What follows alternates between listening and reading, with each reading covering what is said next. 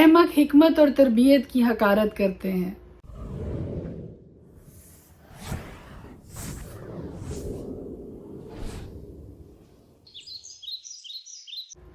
خدا کے زندہ جلالی بابرکت پرفضل نام میں آپ سب کو سلام۔ میرا نام ایسٹر ہارون ہے اور ایک دفعہ پھر خدا کا زندہ پرفضل کلام لے کر آپ کے سامنے ہوں۔ ہم ہر روز خدا کے پاک کلام کی تلاوت کرتے ہیں اور تھاٹ آف دا ڈے پر بھی غور کرتے ہیں۔ آج کا تھاٹ امثال کی کتاب میں سے ہے اور اس کی 7ویں آیت کہتی ہے، احمق حکمت اور تربیت کی حقارت کرتے ہیں۔ 7ویں آیت میں لکھا ہے، خداوند کا خوف علم کا شروع ہے، لیکن احمق حکمت اور تربیت کی حقارت کرتے ہیں۔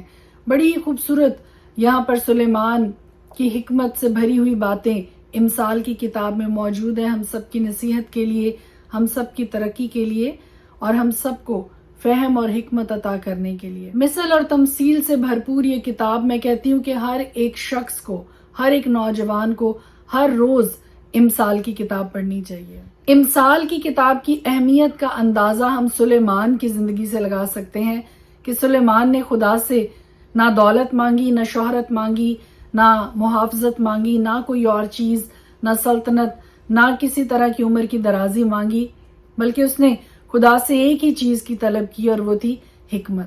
اور خدا نے بھی اس کو نہ صرف حکمت دی بلکہ دولت، عزت، شہرت، سب کچھ خدا نے اس کو نوازا، کیونکہ اس نے خدا سے وہ مانگا جو خدا کو بے حد پسند آیا۔ بڑی خوبصورت آیت ہے 7ویں آیت، اور اس میں لکھا ہے کہ خداوند کا خوف علم کا شروع ہے۔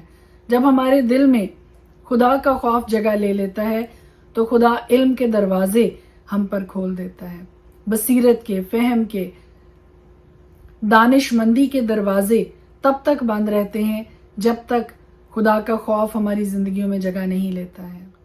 لیکن ساتھ ہی ساتھ امثال کی کتاب یہ بتاتی ہے کہ احمق حکمت اور تربیت کی حقارت کرتے ہیں۔ اور ایک اور جگہ بڑی خوبصورت آیت ہے کہ آپ دانا کو سکھائیں تو وہ اور بھی زیادہ دانا ہو جائے گا، لیکن اگر آپ کسی احمق کو سکھائیں گے تو وہ آپ کی جان کا دشمن بھی بن سکتا ہے، کیونکہ خدا کا کلام یہ کہتا ہے کہ احمق حکمت اور تربیت کی حقارت کرتے ہیں۔ میری دعا ہے اپنے لیے، آپ کے لیے، ہم سب کے لیے کہ خدا ہم سب کو یہ توفیق عطا کرے کہ سلیمان کی طرح سے ہم اپنی زندگی میں حکمت کو، دانش مندی کو، فہم کو، بصیرت کو وہ امپورٹنس دیں جو کہ خدا بھی پسند کرتا ہے اور دیکھنا چاہتا ہے۔ خدا کا خوف اپنی زندگیوں میں لے کر آئیں تاکہ خدا علم کے دروازے ہماری زندگیوں میں کھولے۔ May God bless you. خداوند کی حکمت، خداوند کی بصیرت ہم سب کی زندگیوں میں کثرت کے ساتھ کام کرے، اور سب سے بڑھ کر خدا کا خوف ہمارے دلوں پر، ہماری زندگیوں پر راج کرے۔ آمین۔ خدا کے پاک کلام میں سے آج ہم دیکھیں گے زبور 149۔ خداوند کی حمد کرو، خداوند کے حضور نیا گیت گاؤ اور مقدسوں کے مجمع میں اس کی مدح سرائی کرو۔ اسرائیل اپنے خالق میں شادمان رہے، فرزندان سیون اپنے بادشاہ کے سبب سے شادمان ہو۔ وہ ناچتے ہوئے اس کے نام کی ستائش کریں، وہ دف اور ستار پر اس کی مدح سرائی کریں، کیونکہ خداوند اپنے لوگوں سے خوشنود رہتا ہے۔ وہ حلیموں کو نجات سے زینت بخشے گا، مقدس لوگ جلال پر فخر کریں۔ وہ اپنے بستروں پر خوشی سے نغمہ سرائی کریں، ان کے منہ میں خدا کی تمجید اور ہاتھ میں 2 دھاری تلوار ہو، تاکہ قوموں سے انتقام لیں اور امتوں کو سزا دیں۔ ان کے بادشاہوں کو زنجیروں سے جکڑیں اور ان کے سرداروں کو لوہے کی بیڑیاں پہنائیں، تاکہ ان کو وہ سزا دیں جو مرکوم ہے۔ اس کے سب مقدسوں کو یہ شرف حاصل ہے، خداوند کی حمد کرو۔ زبور 150۔ خداوند کی حمد کرو، تم خدا کے مقدس میں اس کی حمد کرو، اس کی قدرت کے فلک پر اس کی حمد کرو، اس کی قدرت کے کاموں کے سبب سے اس کی حمد کرو، اس کی بڑی عظمت کے مطابق اس کی حمد کرو، نرسنگے کی آواز کے ساتھ اس کی حمد کرو، بربت اور ستار پر اس کی حمد کرو، دف بجاتے اور ناچتے ہوئے اس کی حمد کرو، تاردار سازوں اور بانسلی کے ساتھ اس کی حمد کرو، بلند آواز جھانج کے ساتھ اس کی حمد کرو، زور سے جھنجھناتی جھانج کے ساتھ اس کی حمد کرو۔ ہر متنفس خداوند کی حمد کرے، خداوند کی حمد کرو۔ امثال پہلا باب۔ اسرائیل کے بادشاہ سلیمان بن داؤد کی امثال۔ حکمت اور تربیت حاصل کرنے اور فہم کی باتوں کا امتیاز کرنے کے لیے، عقل مندی اور صداقت اور عدل اور راستی میں تربیت حاصل کرنے کے لیے، سادہ دلوں کو ہوشیاری، جوان کو علم اور تمیز بخشنے کے لیے، تاکہ دانا آدمی سن کر علم میں ترقی کرے اور فہیم آدمی درست مشورت تک پہنچے جس سے مثل اور تمثیل کو داناؤں کی باتوں اور ان کے معموں کو سمجھ سکے۔ خداوند کا خوف علم کا شروع ہے، لیکن احمق حکمت اور تربیت کی حقارت کرتے ہیں۔ اے میرے بیٹے، اپنے باپ کی تربیت پر کان لگا اور اپنی ماں کی تعلیم کو ترک نہ کر، کیونکہ وہ تیرے سر کے لیے زینت کا صحرا اور تیرے گلے کے لیے توق ہوں گے۔ اے میرے بیٹے، اگر گنہگار تجھے پھسلائیں تو رضامند نہ ہونا۔ اگر وہ کہیں ہمارے ساتھ چل، ہم خون کرنے کے لیے طاق میں بیٹھیں اور چھپ کر بے گناہ کے لیے ناحق گھات لگائیں، ہم ان کو اس طرح جیتا اور سموچا نگل جائیں جس طرح پاتال مردوں کو نگل جاتا ہے۔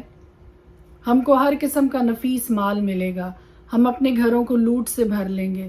تو ہمارے ساتھ مل جا، ہم سب کی ایک ہی تھیلی ہوگی۔ تو اے میرے بیٹے، تو ان کے ہمراہ نہ جانا، ان کی راہ سے اپنا پاؤں روکنا، کیونکہ ان کے پاؤں بدی کی طرف دوڑتے ہیں اور خون بہانے کے لیے جلدی کرتے ہیں۔ کیونکہ پرندہ کی آنکھوں کے سامنے جال بچھانا عبث ہے، اور یہ لوگ تو اپنا ہی خون کرنے کے لیے طاق میں بیٹھتے ہیں اور چھپ کر اپنی ہی جان کی گھات لگاتے ہیں۔ نفع کے لالچی کی راہیں ایسی ہی ہیں، ایسا نفع اس کی جان لے کر ہی چھوڑتا ہے۔ حکمت کوچہ میں زور سے پکارتی ہے، وہ راستوں میں اپنی آواز بلند کرتی ہے، وہ پر ہجوم بازار میں چلاتی ہے، وہ پھاٹکوں کے مدخل پر اور شہر میں یہ کہتی ہے، اے نادانو، تم کب تک نادانی کو دوست رکھو گے، اور ٹھٹھا باز کب تک ٹھٹھا بازی سے خوش رہیں گے، احمق کب تک علم سے عداوت رکھیں گے۔ تم میری ملامت کو سن کر باز آؤ، دیکھو میں اپنی روح تم پر انڈیلوں گی، میں تم کو اپنی باتیں بتاؤں گی۔ چونکہ میں نے بلایا اور تم نے انکار کیا، میں نے ہاتھ پھیلایا اور کسی نے خیال نہ کیا، بلکہ تم نے میری تمام مشورت کو ناچیز جانا اور میری ملامت کی بے قدری کی۔ اس لیے میں بھی تمہاری مصیبت کے دن ہنسوں گی، اور جب تم پر دہشت چھا جائے گی تو ٹھٹھا ماروں گی، یعنی جب دہشت طوفان کی طرح آ پڑے گی اور آفت بگولے کی طرح تم کو آ لے گی، جب مصیبت اور جانکنی تم پر ٹوٹ پڑے گی، تب وہ مجھے پکاریں گے لیکن میں جواب نہ دوں گی، اور دل و جان سے مجھے ڈھونڈیں گے پر نہ پائیں گے، اس لیے کہ انہوں نے علم سے عداوت رکھی اور خداوند کے خوف کو اختیار نہ کیا۔ انہوں نے میری تمام مشورت کی بے قدری کی اور میری ملامت کو حقیر جانا، بس وہ اپنی ہی روش کا پھل کھائیں گے اور اپنے ہی منصوبوں سے پیٹ بھریں گے، کیونکہ نادانوں کی برگشتگی ان کو قتل کرے گی اور احمقوں کی فارغ البالی ان کی ہلاکت کا باعث ہوگی۔ لیکن جو میری سنتا ہے وہ محفوظ ہوگا اور آفت سے نڈر ہو کر اطمینان سے رہے گا۔